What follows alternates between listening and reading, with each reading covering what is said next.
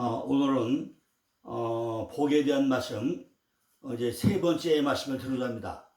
우리가 전번에 뭐 했죠? 주제는 위로 하늘의 복과 비레코투 샤마이 메알. 위로 하늘의 복과 위로 하늘의 복 뭐라고 했죠? 바로 우리 머리와 생각이 바뀌는 거, 사상과 생각이 바뀌는 거라 했죠. 바로 샤마인데 샤마인, 내 머리가 샤마를 바뀌는 거라 했죠. 샤마인 뭐라 했죠?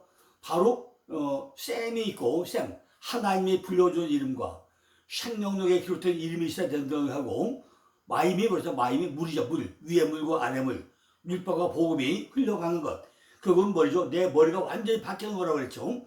이런 복을 우리에게 하나님이 준다고 했습니다. 두 번째 뭐라 했죠? 아래로 원천의 복과 베레코트 테움 로베체트 타하트. 위로, 아래는 원천의 복을 주라 했죠. 위로는 하늘의 복은 하늘의 복, 바로 샘이 있고 마임이 흘러가는 이런 복을 우리에게 주고, 두 번째는 뭐죠? 아래로는 원천의 복을 주는데, 원천이 뭐였죠? 바로 태움이 말했죠. 창세기 1장 2절에 우리가 창조될 때 이미 우리에게 혼돈과 고가 흡했다고 그랬죠.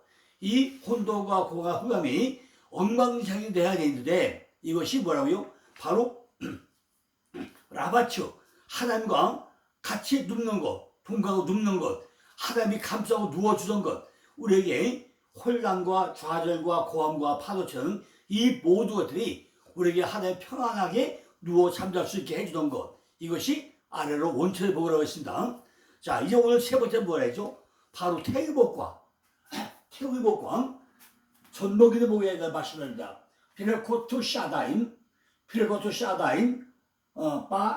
바람이에요. 바로 태의 복인데, 태의 복, 바로 바람이죠. 전복이의 복, 피레코투 샤마임, 바람, 바로 전복이의 복과 태의 복에 대한 말씀을 오늘 들어보자 합니다. 자, 이게 어떤 얘기죠? 지금까지 우리가 목사님들이 전부 다 창세기 39장을 통해서 말씀드린 내용하고, 지금 원어를 통해서 우리에게 전달된 내용하고 어떻게 차이가 나는지 정확하게 한번 파악을 해보시기 바랍니다.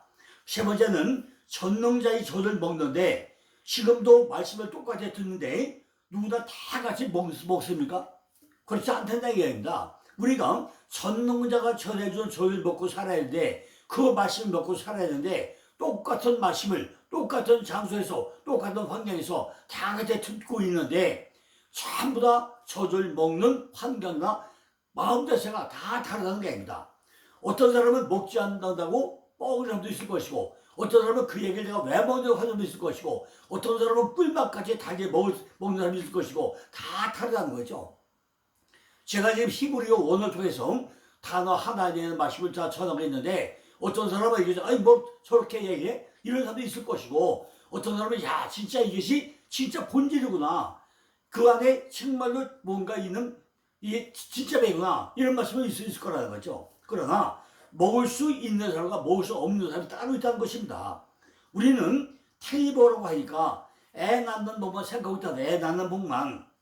그런데 전능자로 말미암나 할 때, 전능자는 뭐냐면 엘샤다의 하나님, 나는 전능한 하나님이라고 했잖아요. 전능자로 말미암나니 나는 엘샤다의 하나님이다. 그 하나님이 우리에게 전부 다 깨닫고 알게 한다는 거죠. 결국에는 전능자가 우리에게 뭘 먹여요? 신령한 젖을 먹게 한다는 것입니다. 우리가 아무리 주일날 말씀을 전해도요, 전능자의 하나님이 우리 귀를 열어주고 눈을 열어주지 않고 입을 열어주지 않고 나면은 전부 다 내 귀가 막히고 영안이 안 열리고 듣지도 못하고 보지도 못한다는 것입니다. 요즘에 애들에게 우유인 뭘 뭐예요? 전부 다 소젖만 먹인다고 했잖아. 소젖만. 엄마 젖을 먹여야 되면서 엄마들 왜 먹여야죠? 엄마가 끌어안고 서로 체감을 느끼면서 끌어안고 도닥도닥 대면서 젖을 먹일 때 뭐예요? 사랑이 서로 전수되고 사랑하는 마음이 다 이루어지던데, 요즘 뭐예요? 전부 다 끌어안고 우유병 가지고 소젖만 먹이니까 애들 속속에 뭘 받겠다고요? 전부 다 짐승의 속속을 받겠다고 했잖아요.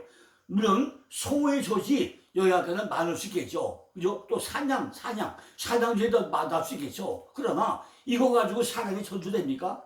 안 된다는 거죠. 그 안에 전능자의 마음이 있습니까? 아니라는 거죠. 그 안에 무엇이 들었다는 거죠? 심승의 속성밖에 안 들었다는 것입니다. 그러니까 하나님의 사랑이 결핍되어 있다는 것입니다. 그러니까 요즘에 애들이 보면 뭐죠? 참 더 소전 먹고 자라고 다니까 성격이 난폭해지고 뭔가 하나님의 천능자의 선포성이 나타나지 않는다는 것입니다. 창세기 49장 25절에는 하나님의 전능성을 다산과 자손의 축복으로 사용하고 있다는 것입니다. 그러니까 우리가 이런 것들을 성경에서 왜 써놨는지 정확하게 우리가 이거를 가정마다 가서 축복을 빌을 때 말씀을 해줘야 소젖을 먹이는 게 아니라 엄마 젖을 먹이는 이런 것들이 있어야 될 거 아니겠습니까?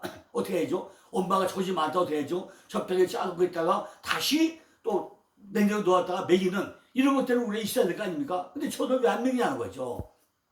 혹시 이것들을 허락하지 않은 자의 심판에도 한번 사용을 해봤습니까?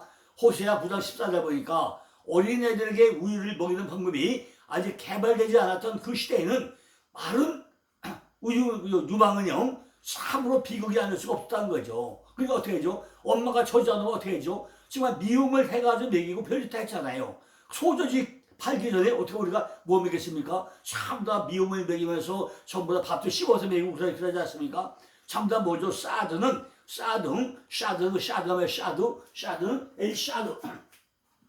요 샤드가 뭐예요? 예, 샤드가 처제인데 여성의 가슴, 바로 유방의 유방.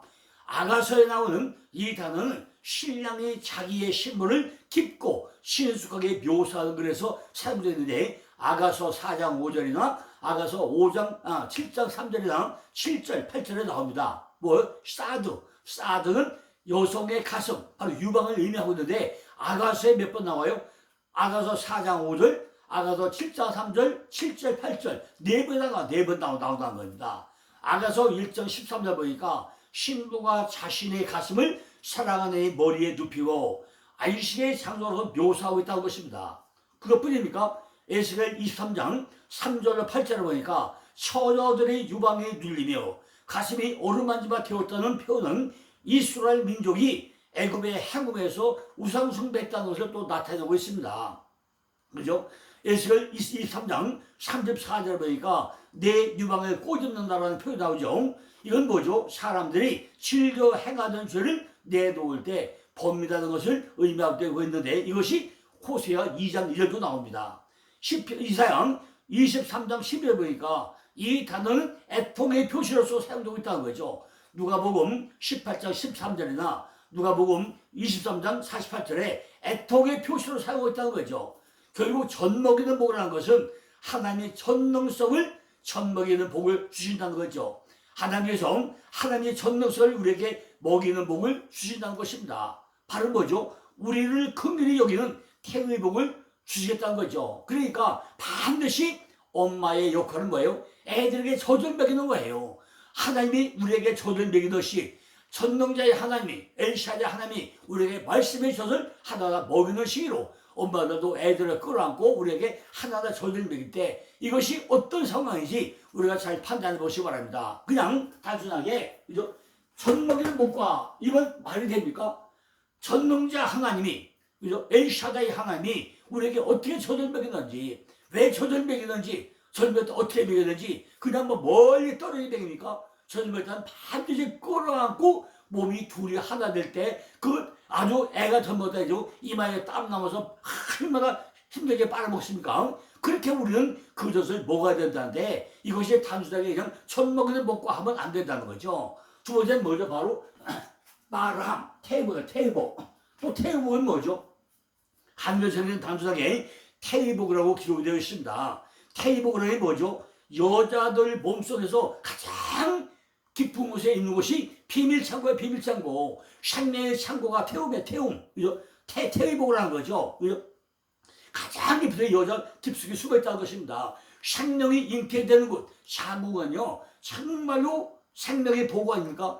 생명체가 태어나는 것이 바로 자궁 아닙니까? 그것이 하늘이 가장 깊은 곳에 있는 속성은 뭐예요? 바로 사랑이라는 거예요. 사랑. 그분의 사랑이 있었잖아요. 서로 사랑할 때 두 몸이 하나 돼가지고 남자가 물총 쏴줘가지고 여자 이거 물 타고 나서 애가 만들어진 거 아닙니까? 이렇게 바로 가장 깊은 곳. 태움이라는 것은 가장 깊은 곳인데 그건 뭐죠? 하나님의 사랑의 가장 깊은 곳이 여자의 자궁 안에 있다는 것입니다. 우리는 그냥 테이버라고 하니까 애를 못 낳는 것, 애를 낳는 것, 이게 그것만 생각하는데 그게 아니라는 거죠. 하나님의 사랑은 어디요? 하늘의 가장 깊은 곳에, 가장 은밀한 곳에 숨겨 놓았는데, 남자와 여자가 거기서 하나가 될 때, 이것이 사랑으로 이루어질 때, 거기 뭐예요? 씨가 만들어지고 열매가 나온다는 것을 설명하고 있다는 것이다. 이것이 태의 복이라는 것입니다. 우리는 테이버라고 하니까 애를 못 낳는 사람에게 하나님의 복수자 가지고 임신을 한다, 이렇게만 생각하고 있잖아요. 이건 잘못된 생각이라는 것입니다. 왜 그렇죠? 하나님은 그런 게 아니라는 거죠. 라함은 뭐죠? 라함은 불쌍이야. 불쌍히 여긴다고요. 라함이 동정차려. 라함이 그죠? 라함이 뭐죠? 라함이 불쌍히 여기다, 긍휼히 여기다, 동정하다, 자비하다 합니다. 하나님이 우리를 자비하게 해줘야만이 둘이 한 번 되는 거 아닙니까? 서로 사랑이 돼야 너하고 나하고 한 번 되는 거 아닙니까? 그런데 우리는 이걸 잘 모르고 있다는 거죠. 성경의 원리가 뭐죠? 아담의 갈비뼈 빼내가지고 여자를 만드는데 우리는 그 여자가 뭐라고 해요? 심아줄린 여자로 생각하잖아요. 그런데 성경을 잘 보세요. 심아줄린 여자가 성경에 나옵니까?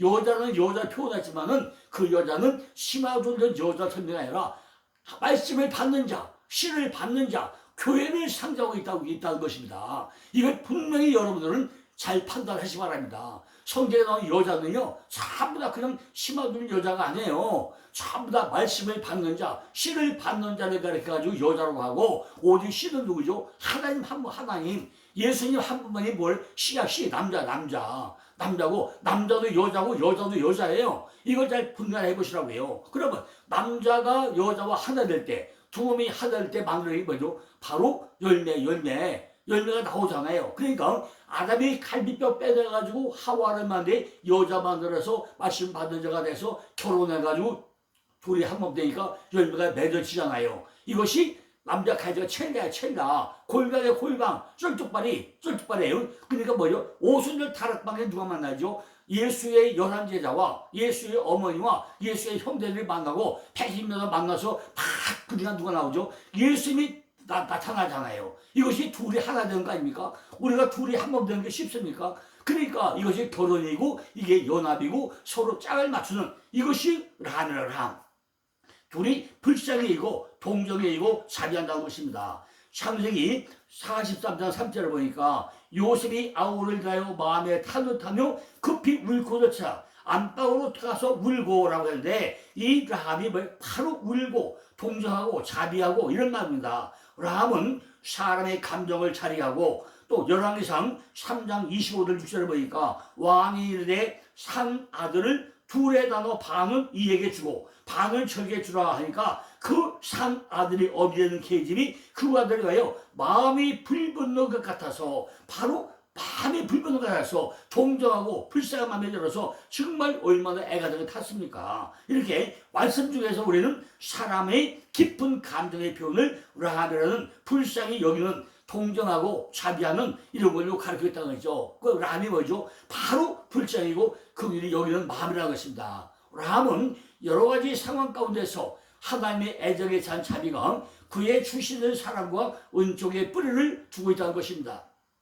하나님의 자비는 종종 그의 헤세드, 바로 사랑이고 친절이고 이거죠. 바로 은혜죠. 은혜죠. 공부 없이 얻는 은혜가 바로 헨이죠. 결합되어도 한다는 것입니다. 하나님의 분노와 진노는 그의 사랑에 찬 자비와 대조가 된다고 신명기 13장 18절, 스가랴 1장 12절, 시편 77편 9절을 설명하고 있습니다. 라함은 복을 하는데 하나님이 가장 깊은 곳에 사랑을 통해 가지고 우리를 불쌍히 여기는 그 사랑을 주시는데 아주 부드럽고 아주 깊은 사랑을 나누게 된다는 것입니다. 우리는 하나님을 두렵고 무서운 존재로 생각할 수 있잖아요. 그런데 하나님은 그게 아니라는 것입니다. 하나님은 우리를 얼마나 불쌍히 여기고 그리우시며 우리를 사랑하는지 아주 부드러운 사랑을 한다는 것입니다.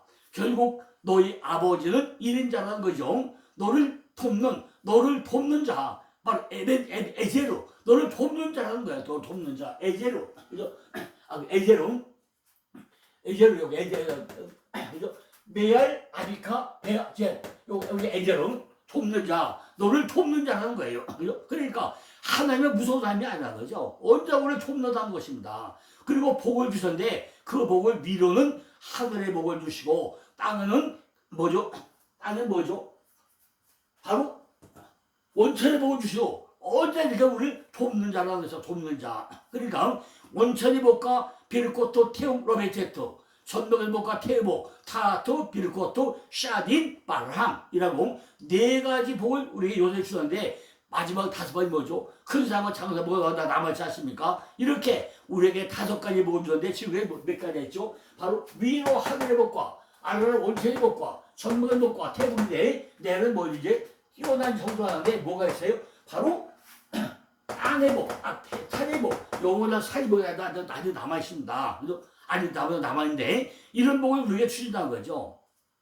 창세기 49장 20절 보니까 요셉은 무성한 가지라, 그 생곁에 무성한 가지라, 그 가지가 담을 넘었다고 게 이것이 그냥 우연이 아니라는 것입니다. 요셉이라는 이름이 뭐죠? 하나님께서 도와줄 것이다 이런 의미 아닙니까? 요셉이라는 것이 하나님께서 도와줄 것이다. 뭘 도와겠다는 거죠? 도와는 복이라는 것이 바로 풍성한 열매를 맺는 자손으로, 자손으로 나타난다는 것입니다. 우리가 서로 사랑하고 태움의 안에서 뭐예요? 바로 태복이 있고 존경이 있을 때 뭐예요? 자손이 번창하게 한다는 것입니다. 그래서 우리가 정말 결혼하고 하면 뭐예요? 씨 열매를 많이 맺어야 되지 않습니까? 우리가 신앙생활을 맞으면 뭐죠? 열매를 맺는 거 아닙니까? 이렇게 우리가 도하는 복이라는 것이 풍성한 열매를 맺는 자손으로 선다는 것입니다. 그런데 샘 곁에 무성한 가지라는 거죠. 그렇다면 샘이 뭐죠? 샘은 아이, 눈물이죠. 샘물이에요. 우리 얼굴에 샘이 이렇게 되죠. 얼굴에 샘이 4개가 있습니다. 얼굴에 눈밑샘, 귀밑샘, 턱밑샘, 혀밑샘. 우리 얼굴 안에, 머리 안에 샘이 4개가 있습니다. 영원히 말리지 않는 샘이 4개 있는데 눈밑샘, 혀밑샘, 턱밑샘, 귀밑샘이 있어요. 또 우리 가슴이 뭐였죠? 우리 성전 가슴이 뭐였죠? 비손, 기온, 희때를 유별하게 4대강이 흘러가지 않습니까? 에덴 동산의 4대강이 우리 성전에 흘러가고 우리 머리 안에는 샘이 4개가 있는데 영원히 마르지 않는 샘이 있다는 거죠. 이것이 아이. 바로 샘물이죠. 스프링, 바로 파운틴, 샘물이라는 것입니다. 아이는 눈 그 자체 이상을 암시하고 있다는 것입니다. 눈이 뭔가? 눈은 지식이죠. 바로 성격이죠. 태도죠. 성향이죠. 견해고 열정, 반응을 표현한 것이 바로 눈입니다. 눈이 그냥 단순한 게 아니라는 거죠. 다시요. 눈은 지식이고, 눈은 성격이고, 눈은 태도고, 눈은 성격이고, 눈은 교대고, 열정이고, 반응을 표현한 것이 눈이라는 것입니다. 눈은 인간의 내적 생각에 좋은 표현을 받은 지표라는 것입니다. 몸은요, 모든 신체 기관을 위해서 눈은 보다 중요한 것 중에 하나로 간주되어 있다는 것입니다. 우리가 눈이 만약 보지 못하면 어떻게 될까요? 세상 보지 못하는 거 아닙니까? 얼마나 설명하겠습니까? 그런데 출애굽기 21장 26절을 보니까 주인의 종의 눈을 상하게 하여 못 쓰게 하면 그 종은 자동적으로 면천되었다고 했습니다. 우리 종들이 눈이 만약에 못 보이면 종들도 면천을 시킨다는 것입니다. 잠언 15장 3절 보니까 하나님의 눈은 돋쳐 있으며 선과 악을 감찰한다고 했습니다. 하나님은 하늘에서 전체 모든 도처에서 우리를 바라보는 눈을 가지고 있다는 것입니다. 대하 19장 보니까 하나님의 눈은 온 세상 전체에서 의인을 지키는데 집중하고 있다고 합니다. 또 아모스 9장 8절 보니까 죄인을 파멸시켜가지고 죄인들에게 집중하고 있다고 말씀합니다. 창세기 6장 8절 보니까 인간은 주의 눈에서 은총을 발견할 수 있다고 합니다. 눈은 이렇게 영적인 능력을 묘사하고 있다는 것입니다. 아담과 하와는 금지된 열매를 먹은 후에 그 눈이 떠졌다고 했습니다. 그죠? 뭐예요? 금지된 열매를 먹은 후에 눈이 떠졌다고 했습니다. 창세기 3장 5절 7절 보니까 그들은 그들의 결백을 상실했으며 이제 육체적 벌거벗음과 영적 벌거벗음을 인식하게 되었다고 했습니다. 또 예레미야 5장 21절 보니까 뭐예요? 눈이 있어도 하나님 볼 수 없다고 합니다. 눈이 있어도 이사야 6장 보니까 이사야 6장 10절 이사야 44장 18절 보니까 하나님은 눈을 멀게 하실 수도 있고 또 민수기 22장 31절 열왕기하 6장 11절은 눈을 뜨게 하셨다고 합니다. 그러니까 하나님은 뭐한다요? 눈을 멀게 할 수도 있고 눈을 뜨게 할 수도 있다고 설명을 합니다. 우리는 여기에서 야곱의 셈을 한번 깊게 생각해봐라. 야곱의 셈이 뭐냐? 여기서 셈 곁에라는 단어가 뭐죠? 알로 쓰는데 알은 알라 유라했고요. 전사 뭐뭐 위에 뭐뭐에 대해가지고 뭐뭐 곁에 뭐뭐에 관하여 메알과 같은 의미를 가지고 있습니다. 따라서 가지라는 말은 벤이야. 벤. 바로 가지가 벤인데 자손, 자식, 아이 이런 의미를 가지고 있습니다. 그리고 그 가지가 답을 넘어갈 때 가지라는 말은 바트야. 바트인데 바트 뭐예요? 벤이다. 베트. 바로 딸이잖아요. 딸을 의미하고 있다고 했죠. 담을 넘어가는데 담이 뭐죠? 담은 슈르야. 슈르라는 것은 뭐죠? 표기야. 표. 뭔가 통과를 해야 된다는 거죠. 요셉은 12명의 야곱은 12아들 중에 11번째 아들이 요셉이죠. 요셉은 야곱의 12명의 아들 중에 11번째 아들인데 꿈을 꾼 것 때문에 나머지 형제들이 참다 철을 자기만 혼자 세상을 입고 살아가지고 미움을 받았다고 그랬잖아요. 그러면 요셉은 뭐죠? 아버지의 태로부터 하나님의 말씀을 계속 먹었다는 얘기 아닙니까? 그죠? 전부 다 아버지로부터 태에서부터 하나님의 말씀을 먹고 자란 것이 바로 요셉이라는 것입니다. 왜 요셉만 특별히 사랑했겠냐? 야곱이 상에서 말씀을 계속 먹었다는 이야기입니다. 야곱이 샘에서 나온 것을 먹기 때문에 요셉은 수없이 많은 담들을 통과를 할 수 있었다는 것입니다. 왜? 요셉은 형제들에게 보디발의 아내에게 감옥에서도 한 번도 불평을 토로하지 않고 오직 뭐예요? 답을 통과할 수 있었던 것은 야곱이 샘에서 이스라엘의 열매를 먹었기 때문에 그렇게 견디고 생활할 수 있었다는 이야기입니다.